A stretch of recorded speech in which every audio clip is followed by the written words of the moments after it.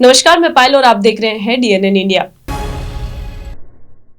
कर्मचारी चयन बोर्ड की ओर से आज तीसरे दिन मंगलवार को प्रदेश के 33 जिलों में 942 केंद्रों पर पशु परिचर भर्ती परीक्षा का आयोजन हो रहा है। 2 पारियों में 3 दिन होने वाले एग्जाम के आज अंतिम दिन में केंद्र पर 1 घंटे पहले चेकिंग के बाद प्रवेश दिया गया। कर्मचारी चयन बोर्ड की ओर से आज तीसरे दिन मंगलवार को प्रदेश के 33 जिलों में 942 केंद्रों पर पशु परिचर भर्ती परीक्षा का आयोजन हो रहा है। 2 पारियों में 3 दिन होने वाले एग्जाम के आज अंतिम दिन में केंद्र पर 1 घंटे पहले चेकिंग के बाद प्रवेश दिया गया। मंगलवार को प्रातः 9 बजे से दोपहर 2 बजे तक प्रथम पारी की परीक्षा संपन्न हुई। अगली पारी में परीक्षा दोपहर 2:30 से साय 5:30 तक होगी। इस दौरान सुरक्षा के भी पुख्ता इंतजाम किए गए। 150 प्रश्नों के प्रश्न पत्र में राजस्थान जीके, गणित, पशु संबंधित प्रश्नों समेत इंडिया जीके के प्रश्न शामिल थे।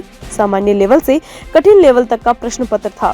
अभ्यर्थियों ने बताया प्रश्न पत्र काफी सरल था। आज एनिमल अटेंडेंट पशु परिचर की परीक्षा थी जो बिल्कुल सामान्य रूप से बहुत अच्छे से संपन्न हुई, जिसके अंदर 150 प्रश्नों का प्रश्न पत्र आया था और जिसमें सामान्य से लेकर कठिन तक सारे प्रश्न थे और जनरल स्टडीज़ के प्रश्न पूछे गए थे। साइंस से लेकर पशु पालन के रूप में और राजस्थान के हर प्रकार के प्रश्न इसके अंदर कवर किए गए। किस चीज़ की परीक्षा थी आपकी? हमारी पशु परिचर की परीक्षा थी जी, क्या पूछा गया? उसमें राजस्थान से संबंधित क्वेश्चंस थे एनजीके की, जो कि अच्छी थी। पेपर भी अच्छा आया था, अच्छा गया भी है। विश्व विकलांगता दिवस पर वैशाली नगर स्थित शुभदा स्कूल के 30 छात्र छात्राओं ने उत्तर पश्चिम रेलवे अजमेर मंडल के रेलवे म्यूजियम का भ्रमण किया, जहां पर सभी छात्र छात्राओं ने रेल से संबंधित विभिन्न जानकारियां जुटाई। विश्व विकलांगता दिवस पर वैशाली नगर स्थित शुभदा स्कूल के 30 छात्र छात्राओं ने उत्तर पश्चिम रेलवे अजमेर रेलवे मंडल के रेलवे म्यूजियम का भ्रमण किया, जहां पर सभी छात्र छात्राओं ने रेल से संबंधित विभिन्न जानकारियां जुटाई। वहीं अध्यापिका ने बताया कि रेलवे के स्वतंत्रता आंदोलन में भूमिका, प्रथम रेल कब कहां से शुरू हुई, आज के समय में रेल की क्या भूमिका है, रेल के सभी पार्ट्स को डिटेल से समझाते हुए विभिन्न जानकारियां छात्र छात्राओं को प्रदान की गई। वहीं रेलवे म्यूजियम के संस्थापक का आभार व्यक्त किया कि उन्होंने इन सभी स्कूल के छात्र छात्राओं को फ्री एंट्री दी। वहीं बताया कि विकलांग बच्चे स्कूल में शून्य स्थिति पर आते हैं, जहाँ उनकी ऐसी स्थिति को देखते हुए विद्यालय की ओर से उन्हें विभिन्न थेरेपियां दी जाती है, जिसके अंतर्गत physiotherapy, speech therapy, colour therapy, art therapy समेत कुल 8 थेरेपियां बच्चों को दी जाती है, जिससे उनका न केवल शारीरिक विकास होता है बल्कि उनका मानसिक विकास भी बेहतरीन ढंग से हो पाता है। संस्था के संबंधित विभागों से सहायता राशि का 30% बच्चों के बैंक अकाउंट में ट्रांसफर किया जाता है, जहां संस्था से कुल 157 बच्चे जुड़े हुए हैं। आज भ्रमण के लिए 30 छात्र छात्राओं को लाया गया। आज वर्ल्ड डिसेबल डे है 3 दिसंबर। उसके तहत हम इंक्लूजन प्रोग्राम के अंदर बच्चों को रेल म्यूजियम लेकर आए हैं, जहां हमने बच्चों को रेल के बारे में तरह तरह की जानकारी दी है भैया ने, और बताया है कि रेल कब से कहां तक चालू हुई थी और आज किस स्थिति में आई है। तो वो सारी जानकारियां उन्होंने बच्चों को दी है। बच्चों ने बहुत इन्जॉय किया है। सर का बहुत बहुत आभार है कि सर ने बच्चों के लिए आज ये दिन प्रदान किया कि वर्ल्ड डिसेबल डे के दिन बच्चे यहाँ पर आ सके और जानकारी मिल सके। बच्चों को किस तरह की एक्टिविटीज़ शुभदा एनजीओ जो है वो करवाता रहता है और बच्चों में क्या उससे बाद चेंजेज आते हैं? बच्चों के अंदर जो चेंजेस आते हैं, जब बच्चे शुभदा में आते हैं, जिस 0 पॉइंट में रहते हैं, उसके बाद हम उनको सभी तरह की थेरेपी देते हैं। फिजियोथेरेपी और सारी थेरेपी जो होती है इनकी, speech therapy, colour therapy, art therapy, उसके अंदर बच्चों को सभी तरह की थेरेपी दी जाती है। और जो पेरेंट्स का एम होता है कि हमारे बाद क्या, उसके लिए हम बच्चों को आर्ट थेरेपी के अंदर बच्चों को आर्ट्स की चीज़ें सिखाते हैं और उनको हम सभी की सहायता से, मेयो कॉलेज, मयूर और भी जो हमारे साथ जुड़े हुए हैं उनकी सहायता से उनको बेचते हैं। उनसे जो पैसे मिलते हैं उनका 30% बच्चों के बैंक पर जमा करवाते हैं। म्यूजियम चालू हुए तो उस टाइम क्या ना, रेलवे के तरफ से ठीक ठाक इसके देखभाल नहीं कर पाए और फिर रेल अपने को मतलब किसी हमारा प्राइवेट ये से टेंडर में आए। टेंडर आने के बाद हमारा टेकमेक सर्विस के तरफ से, मैं कलकत्ता कंपनी वाला हूँ, तो हम लोग क्या है ना इसको टेंडर में पार्टिसिपेट करने के बाद ये tender all India basis tender हुआ।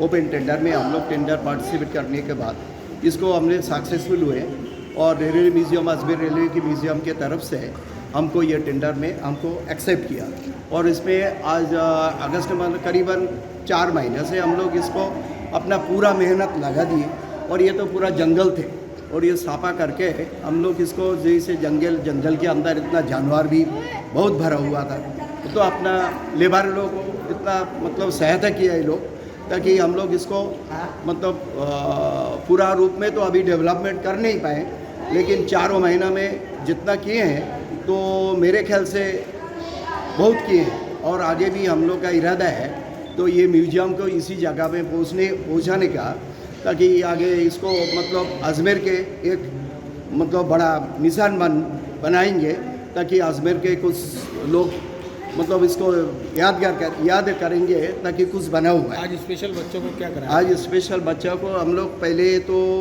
रेलवे के तरफ से हमारे पास इन्होंने चिट्ठी भेजी, इनके स्कूल के तरफ से हमारे पास चिट्ठी आए थे, तो हमने जो भी है रेलवे से हमारा पास रिक्वेस्ट है भाई आप क्या करोगे, तो मैंने बोला हमने ये बच्चे लोगों को अपने सारे जितना बच्चा है टीचर्स लोग जो आए हैं जितना लोग यहाँ पे हैं इन लोगों को हम लोग एंट्री हम लोग फ्री कर दिए हैं, जिसके लिए तो ये लोग शायद इन लोग खुशी होंगे और बच्चा लोग या मतलब जो आए हुए बच्चा लोग यहाँ पे जो भी मज़ा लेना है, मेरे को कोई अंदा नहीं है, मैं इसके लिए खुशी हूँ।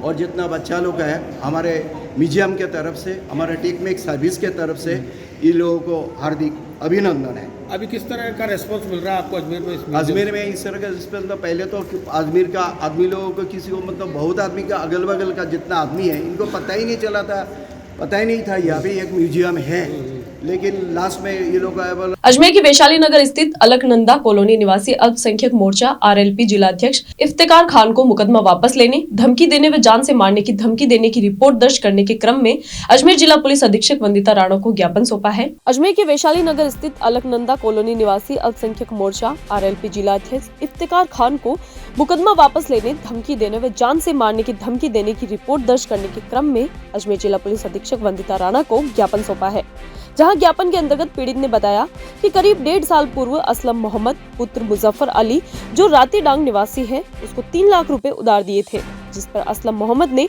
3 लाख रुपए का चेक मुझे दिया था, जो कि बैंक में प्रस्तुत करने पर अनादरित हो गया, जिसको लेकर न्यायालय में प्रकरण दर्ज करवाया था। प्रकरण के बाद असलम मोहम्मद ने कई बार फोन किए, जिनको नहीं उठाने पर वह घर आ गया और घर आकर गाली गलौज कर मुकदमा वापस लेने को कहा, परंतु मैंने मना करने पर जान से मारने की धमकी दी, जिसके संबंध में पीड़ित ने एसपी के समक्ष गुहार लगाई है। आरोपित की सीसीटीवी फुटेज होना भी बताया जा रहा है। मैं इस संबंध में आया हूँ, मेरा एक चेक का मसला चल रहा है। असलम खान सन ऑफ मुजफ्फर अली 3 लाख का चेक का था, मैंने इनको कैश पैसा दिया था, इन्होंने मेरे को चेक दे दिया, उसकी उस पर इनको कोई रजिस्ट्री वगैरह करानी थी। जब इनसे मैंने पैसे मांगे तो इन्होंने आनाकानी करी। वो चेक मैंने लगभग 5-6 महीने मतलब 5-6 महीने पहले मैंने उसमें लगा दिया चेक बैंक में इनका पैसा खाते में नहीं था, वो डिसऑनर हो गया। डिसऑनर होने के बाद मैंने उसको जो है क्या नाम कोर्ट में पेश कर दिया वकील साहब के थ्रू। अब वो केस चल रहा है मेरा। अभी परसों जो है इसका फ़ोन आया मेरे पास 3 बार, मैंने फ़ोन इसका उठाया नहीं। 15 मिनट बाद ये मेरे घर पे आया और मैं घर से भी नहीं निकला। मैंने कहा अभी कोई ये लड़ाई झगड़ा करेगा, तो मैंने मेरे बच्चे को बोला, मैंने कहा मना कर दे, वो है नहीं। फिर भी ये 5-7 मिनट तक खड़ा रहा और इसने जो है घंटियाँ बजाना शुरू कर दी, तेज़ तेज़ चिल्लाने लगा। तो मैं बाहर आया तो इसने मेरे से गाली गुप्तार करी और मेरे को ये बोला कि तू तो कुछ मत कर, खाली अभी केस को वापस ले ले बस। मैंने कहा भाई मैं कैसे केस को वापस ले लूँ, कोर्ट में चल रहा है केस, जो कोर्ट इसका फैसला करेगी वो मुझे मानने हैं। ये माना नहीं साहब, और मेरे को हाथ ये बोल के गया कि मैं तेरे को या तो बाहर निकलेगा तो मैं हाथ पैर तोड़वा दूंगा, जान से मरवा दूंगा। ये पॉलिटिकल प्रेशर मेरे ऊपर डलवा रहा है, कई लोगों से फ़ोन करवाया इसने। इसकी सीसीटीवी फुटेज मेरे। यहाँ रुकते हैं एक छोटे से ब्रेक के लिए, जल्द हाजिर होंगे खबरों के नए सफर के साथ।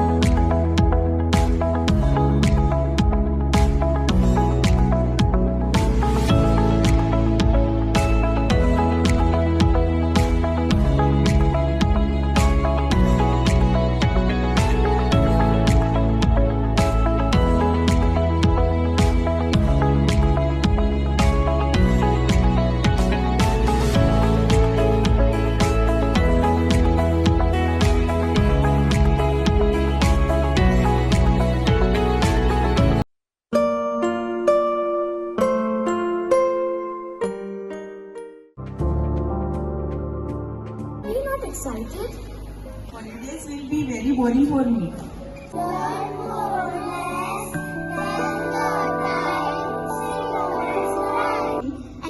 For using black rice and sugar. This black rice has a very unique flavor.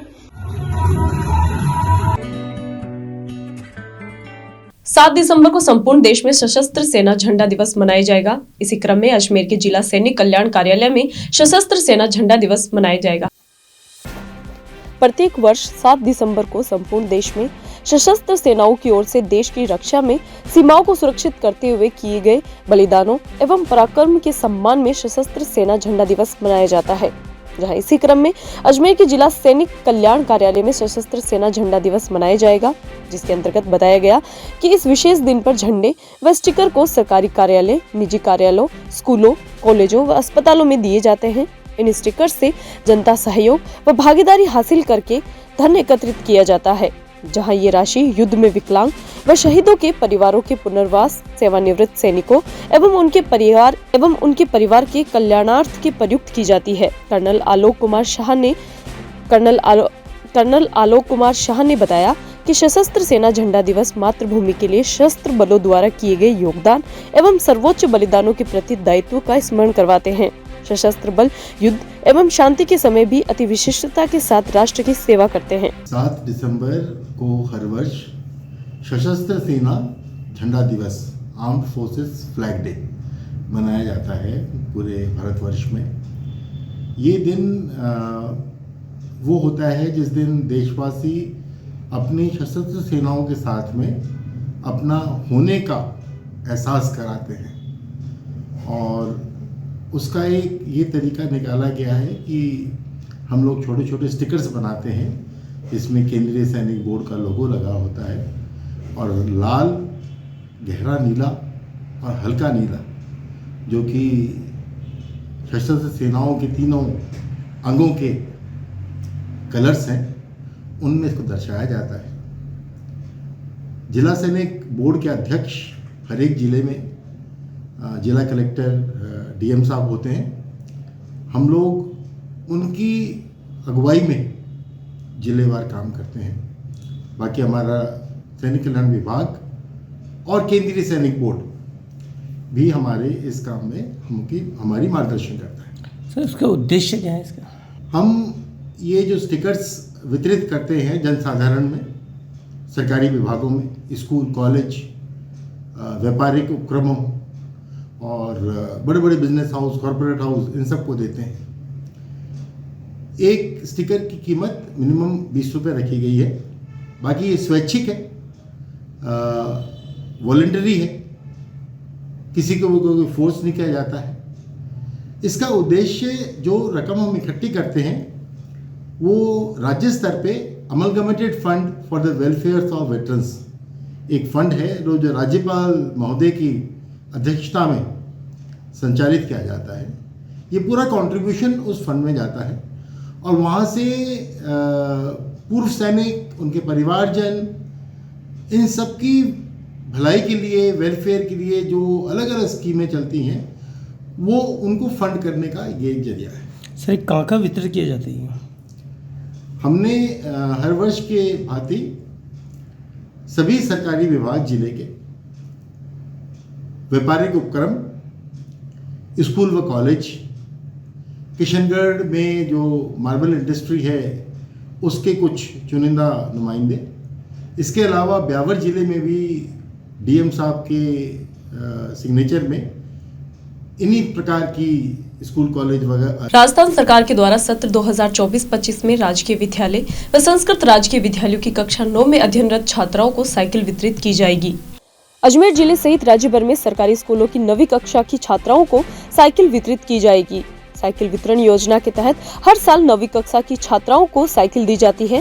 Rajasthan सरकार के द्वारा सत्र 2024-25 में राजकीय विद्यालय व संस्कृत राजकीय विद्यालयों की कक्षा 9 में अध्ययनरत छात्राओं को साइकिल वितरित की जाएगी। जो छात्राएं कक्षा 9 में अध्ययनरत हैं और ट्रांसफर वाउचर का लाभ ले रही है, उन छात्राओं को 2024-25 में साइकिल वितरण योजना से वंचित रहना पड़ेगा।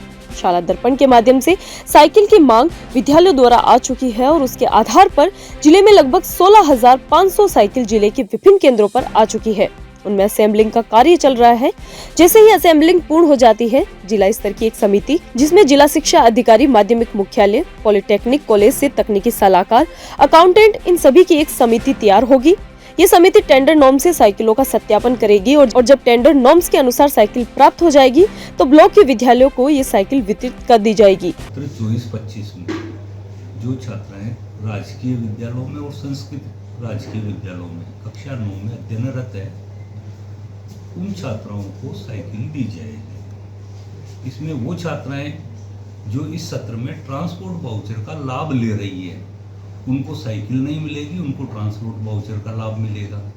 शाला दर्पण के माध्यम से साइकिलों की मांग विद्यालयवार आ चुकी है।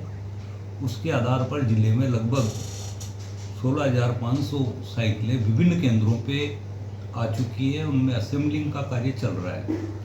जैसे असेंबलिंग पूर्ण हो जाती है, जिला स्तर की एक समिति जिसमें जिला शिक्षा अधिकारी, माध्यमिक मुख्यालय, पॉलिटेक्निक कॉलेज से तकनीकी सलाहकार, अकाउंटेंट, इन सदस्यों की एक समिति होगी। वो समिति टेंडर नॉर्म्स के अनुसार साइकिलों का सत्यापन करेगी और जब टेंडर नॉर्म्स के अनुसार साइकिलें प्राप्त हो जाएगी तो ब्लॉकवार विद्यालयों को ये ईसाई समुदाय की ओर से प्रभु यीशु का जन्मदिन 25 दिसंबर को क्रिसमस डे के रूप में मनाया जाएगा, जहां इस अवसर पर अजमेर के जयपुर रोड स्थित सेंट्रल मेथोडिस्ट चर्च में तैयारियां शुरू हो चुकी है।